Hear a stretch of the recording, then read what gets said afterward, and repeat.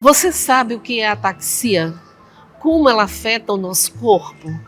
Para falar sobre esse assunto, nós convidamos o neurocirurgião Dr. Jairo Ângelos e a gente vai conversar um pouquinho, esmiuçar esse assunto aqui no programa de hoje. Dr. Jairo, seja muito bem-vindo. Obrigado, Cineia, obrigado pelo convite mais uma vez. Vamos começar entendendo o que é a ataxia e como ela afeta o nosso corpo. Bom, a ataxia, a princípio, a gente pode classificá-la como um sintoma que ele se refere a uma alteração do equilíbrio, né, que gera uma dificuldade da pessoa caminhar. Mas existe um grupo de doenças que a gente conhece como ataxias. E, dentre elas, nós temos a ataxia espinocerebelar tipo 3, que é a doença de Machado-Joseph, que é a ataxia hereditária mais comum, mais frequentemente encontrada nos consultórios, e nós temos muitos pacientes acometidos por esse tipo de ataxia. Como ela se manifesta, doutor?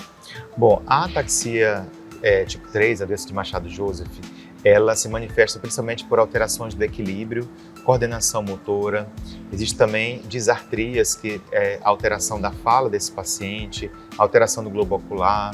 Então, é principalmente uma doença que afeta o equilíbrio. Então, a pessoa começa a alargar mais o seu passo para evitar quedas, porque a alteração do equilíbrio leva à queda. Então, a pessoa começa a aumentar a base dos pés para evitar a queda, e por conta da grande alteração do equilíbrio que essa doença traz. Agora, como essa doença surge? Ela é hereditária? Como é que ela surge? Isso. A doença de Machado-Joseph é uma doença hereditária, né?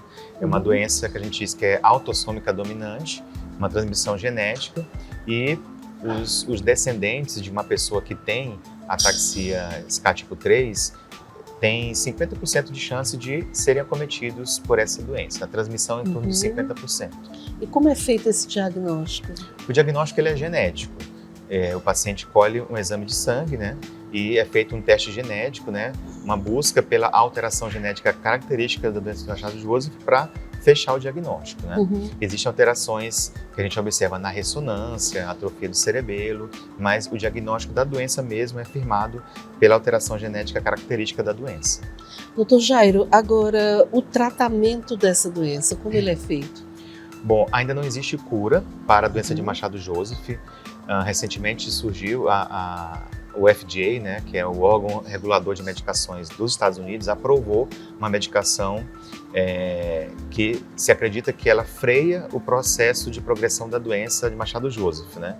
Então já foi aprovado nos Estados Unidos e acreditamos que em breve chegue ao Brasil, né? Então, mas não é uma medicação que cura, ela alivia os sintomas e ela iria impedir a velocidade da progressão da doença. Mas, apesar de não haver cura, nós temos tratamento de suporte. A fisioterapia, a fonoaudiologia para as alterações de fala, de deglutição dos alimentos, né? E nós temos também a neuromodulação, a Cineia, que nós fazemos aqui em São Luís, que também pode ser aplicado para esses casos de ataxia. Doutor, agora, a partir de que idade a pessoa começa a manifestar? Quais são os sinais? Em torno entre a segunda e a quinta década de vida, né? Então a gente vê pacientes jovens iniciando o quadro da doença, né?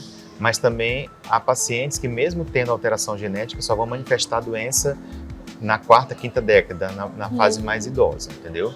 Isso tem a ver também com as características genéticas dessa pessoa para iniciar os sintomas, né? Mas nós temos pacientes jovens, inclusive, que têm a doença manifestada. Eu conversei com o neurocirurgião Dr. Jairo Ângelos sobre ataxia. Muita gente tem a doença, mas nem sabe que tem ou não como tratar, né, a doença. Dr. Jairo, muito obrigada por ter tirado um pouquinho do seu tempo para esclarecer as dúvidas sobre essa doença. Por nada, estamos à disposição para esclarecer essas dúvidas.